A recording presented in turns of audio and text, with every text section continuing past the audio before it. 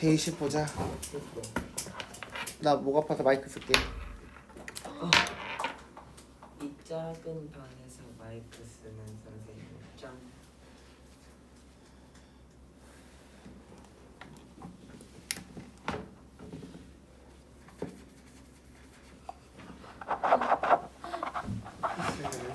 독도에는 많은 수의 괭이갈매기가 살고 있다. 독도가 괭이갈매기의 번식지이기 때문이다. 독도의 동그라미 괭이갈매기의 밑줄. 독특한 울음소리를 내는 괭이갈매기를 많이 볼 수 있는 것은 좋다. 하지만 세모, 이 많은 괭이갈매기들이 모두 독도에 똥을 싸면 독도의 온 땅이 괭이갈매기의 똥으로 뒤덮이는 문제가 발생하지 않을까? 물음표의 동그라미. 마찬가지로 흥미유발입니다. 문제점을 제시했죠. 실제로 독도 3차점 부분의 새하얀 바닥은 온통 괭이갈매기의 똥이라고 한다. 실제로부터 가로 열고 똥이라고 한다까지 가로 닫고. 이게 바로 뭐예요? 현재의 문제. 현재의 문제점. 하지만 우리의 걱정과는 달리 독도에서 괭이갈매기 똥이 오히려 도움이 된다. 오히려 도움이 된다. 밑줄.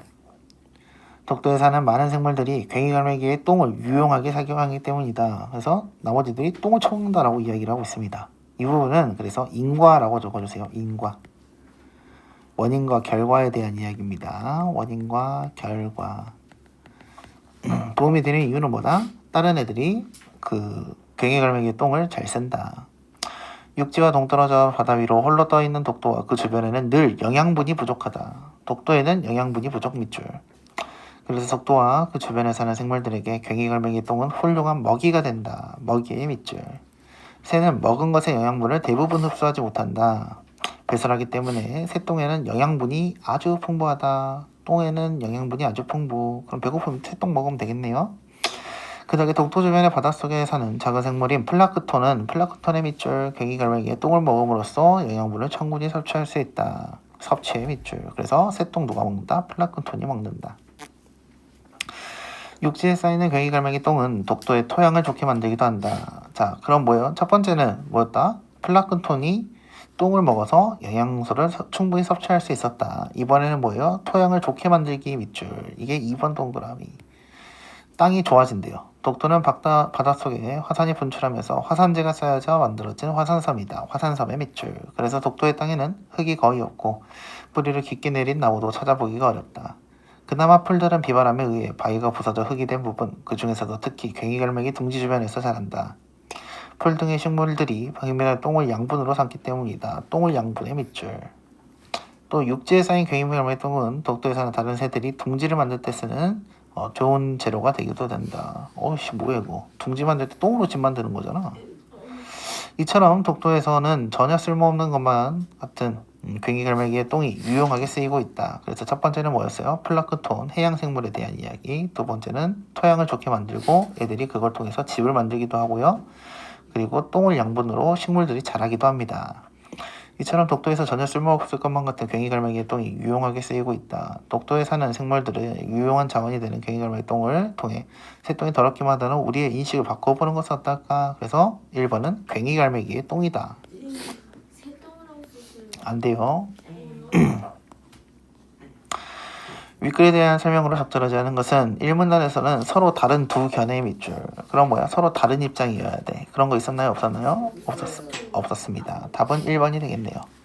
2문단에서 괭이갈매기의 똥이 유용하다고 언급한 후 3, 4문단에서 이를 구체적으로. 첫 번째 3문단에서는 뭐에 대한 이야기? 플랑크톤이 처먹는다. 4문단에서는 뭐에 대한 이야기? 토양이 풍부해진다 라고 이야기를 했습니다. 이해됐죠? 다음 거 볼게요. AI에게 권리를 인정해 주어야 할까? 인공지능이란 인공지능의 동그라미.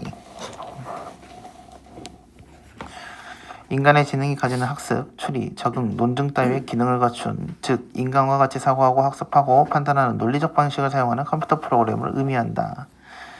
인간 지능이 가지는 거기서부터 가로 열고 의미한다까지 가로 닫고. 그래서 여기서 중요한 거는 이게 정의다. 이해됐죠? 단어의 뜻을 설명했으니까. 이해됐나요? 네. 그리고 학습하고 판단하는 논리적 방식의 밑줄. 이게 바로 인공지능의 핵심 단어입니다. AI와 관련된 기술이 발달함에 따라 이를 이용하여 피카소의 그림을 그대로 따라서 그리게 하거나 음악을 작곡하고 새로운 컴퓨터 프로그램을 만들어내는 등의 작업도 활발하게 이루어지고 있다. 그래서 피카소부터 가로 열고요. 그리고 만들어내는 등의 작업 가로 닫읍시다. 이거 바로 뭐예요? 예시에 대한 이야기죠. 뭐에 대한 예시죠? 인공지능 AI를 사용한 예시들입니다.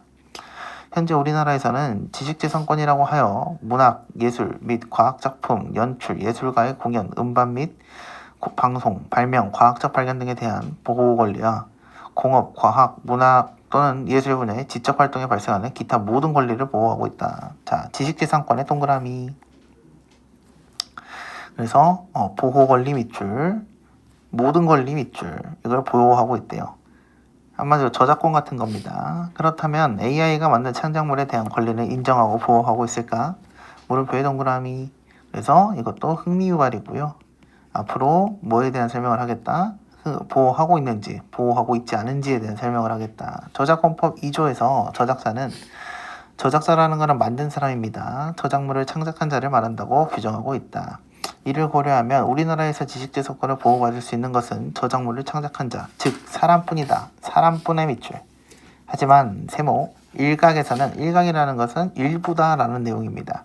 일부라고 체크를 한번 해주시면 좋겠어요. 인공지능이 만든 저작물도 보호해 주어야 한다는 주장도 있다. 인공지능은 기본적으로 인간이 제작하였으므로 기본적으로 인간이 제작의 밑줄. 뭐를? 인공지능을. 인공지능 자체의 권리라기보다는 인공지능을 제작한 사람의 권리. 이해됐나요? 그래서 AI 만든 놈이 저작권 가져가야지 라고 이야기를 하고 있습니다. 그들의 생각이다. 이에 반대하는 사람들은 인공지능을 일종의 도구의 밑줄, 인간처럼 독자성을 가진 존재로 보기는 어렵다. 독자성의 밑줄, 없다. 그렇기 때문에 권리와 책임의 주체로 인정할 수는 없다라고 이야기를 하고 있습니다. 여기까지도 이해됐나요? 네. 인공지능이 다양한 창작물을 쏟아내는 요즘의 현실을 고려하면 인공지능의 창작물에 대한 권리를 둘러싼 이러한 논쟁은 이야기할 만한 가치가 있다. 권리를 어디까지 인정해 줘야 할지 지금같이 생각해 볼 때이다. 3번부터 봅시다. 타인의 작품, 공연, 과학적 발견 등에 대한 권리, 공업, 과학, 문학, 예술 분야의 지적 활동에서 발생하는 권리 등은 뭘로? 위에 써져 있었지 뭐지? 지식재산권이라고 써주시면 되겠습니다. 맞았어? 그냥 재산권만 써. 지식재산권 꼭 써줘야 돼요. 본문에 있는 거 그대로 써주세요. 각 문단에 대한 설명으로 적절하지 않은 것은 1문단에서 중심 대상의 개념과 특징을 설명하고 있다. AI에 대한 설명했죠. 그렇죠? 그리고 그거에 대한 특징, 논리적 방식을 가지고 있다. 이거에 대한 설명도 해줬네요. 그래서 1번은 맞는 말이고요. 2문단에서는 질문을 던지고 3문단에서는 대답을 하고 있다. 2문단에 물음표 있었고요. 그 다음에 인정을 보호하고 있는지 안 하고 있는지를 3문단에서 설명했습니다. 중심 대상에 대한 타인의 평가의 밑줄. 자, 그래서 타인의 평가를 언급하고 있다. 중심 대상이 뭐예요? AI에 대한 이야기죠. 근데 4문단이면 하나, 둘, 셋, 네 번째 문단이니까 뭐예요? 우리는 이거에 대해서 떠들어볼 가치가 있습니다 라고 했으니까 답은 3번이 되겠습니다. 4문단이 아니라 뭐여야 돼? 원래 3문단이 되어야겠지? 여기까지 이해됐나? 오케이. 5번 보겠습니다. 윗글을 읽고 두 장을 정리한 것이다. 빈칸에 들어가게 적절한 말을 쓰시오. 인간의 지식재산권만을 보호해야 한다. 인공지능은 일종의 도구일 뿐 인간과 같은 뭘 갖지 못해요? 독자성이죠. 본문에 있었잖아요. 독자성입니다. 6번 보겠습니다. 윗글의 내용으로 적절하지 않은 것은 과학적 발견도 지식재산권의 보호 범위에 포함된다. 아까 과학적 발견이 있었죠, 본문에. 그래서 1번은 맞는 말. 인공지능을 활용하여 피카소의 그림을 똑같이 그릴 수 있다. 이거는 1문단에서 쓰고 있다라고 설명을 했고요. 인공지능은 인간처럼 생각하고 판단할 수 있는 프로그램이다. 맞는 말이죠. 이것도 1문단에 있었습니다. 현재 우리나라에서 저작권법으로 보호받는 대상은 사람으로 한정되어 있다. 이것도 맞는 말이었죠. 그래서 안 된다라고 하는 사람과 그래도 인정해주자라고 하는 사람으로 갈렸습니다. 전 세계적으로 인공지능을 제작한 사람들은 인공지능이 만든 저작물에 대한 권리를 보호받을 수 있다. 아직은 안 됐다라고 이야기를 했네요. 그래서 답은 5번이 되겠습니다. 윗글에 글쓴이가 글을 쓴 이유 밑줄 이런 걸 보려면 뭘 봐야 돼요? 1문단 혹은 맨 끝문단을 보시면 됩니다. 왜냐하면 주제이기 때문이에요. 끝문단. 그래서 뭐예요? 우리 한번 그런 거 이야기 해볼 수 있어요. 그런 이야기 하는 게 좋아요 라고 이야기를 했죠. 그래서 답은 2번이 되겠습니다. 숙제는 데이 11,